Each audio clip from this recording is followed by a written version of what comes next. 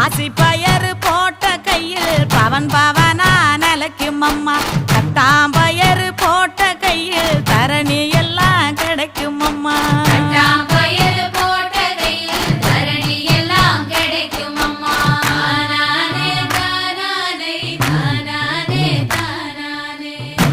பயறு போட்ட கையில் ஒச்சி பிணி ஒழியும் அம்மா.